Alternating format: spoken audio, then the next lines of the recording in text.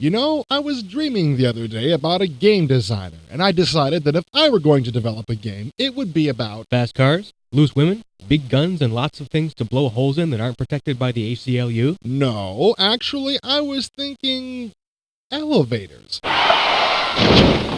Elevators? You know, how you're always waiting for them and wishing that whoever was responsible for programming them wasn't such a moron. And wouldn't it be fun if you could build your own building and finally make elevators work the way they're supposed to?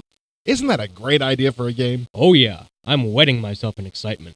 Then I discovered that I didn't have to design this game, because Maxis beat me to it. It's called Simtower. Much the way that their other games are called SimCity, SimHealth, SimRealtor, like that. Exactly. Simtower purports to be a building simulation, but it's actually a game about elevator management. Does it come with appropriate music? Thankfully, no.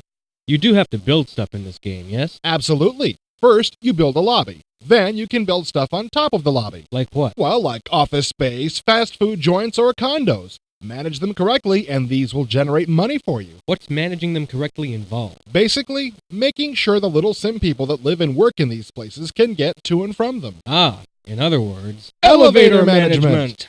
What exactly can you do with an elevator? Well, you can restrict it to certain floors. You can set which floor it waits at when it isn't moving. You can set it to run express to the top or bottom.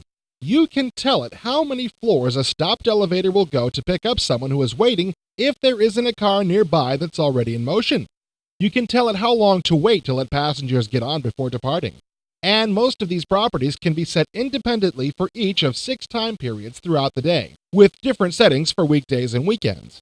Doesn't look like there's an easy way to set them all at once, though. Nope. If you want to set all elevators to wait 30 seconds before closing their doors during all periods of the day, you have to set each value independently. Lame. Someone should have told the designers that micromanagement is only fun when it's easy.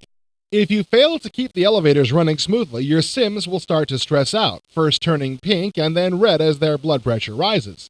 Keep stressing them out repeatedly and they'll grow unhappy, move out of your building, and say bad things about you to their friends.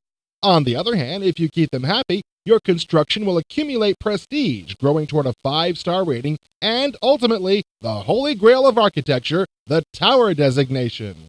So talk to me about building. One thing I noticed is that you can't click and drag to fill a floor with anything other than lobby space. That's a bummer. Yeah, it already works for placing lobby sections. Why not for offices, condos, and so on? Placing each unit by hand gets to be a real pain, especially since the clock is ticking away while you do it. Anything else annoying about the interface? No, it's mostly okay. Wait, no, there is one other thing.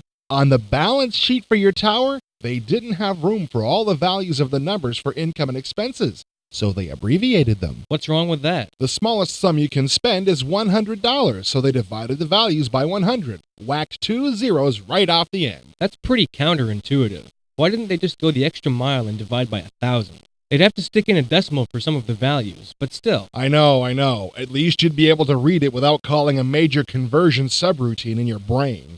Well, we've bashed the interface pretty hard, but is the game any fun at all? Actually, it is, but the interface could really use an overhaul. It'd be nice to see some simplifications to the controls for programming elevators, seeing that they're the focus of the entire game.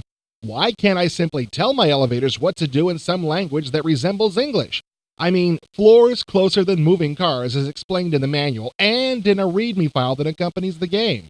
But I'm still not sure I understand exactly what it means. Sounds to me like Maxis realized that it was obscure, but blew off making it easier to understand in favor of trying harder to make you understand it. Exactly. I like Simtower, but I'd like it a lot more if programming the elevators wasn't as complicated as doing your taxes. Going down,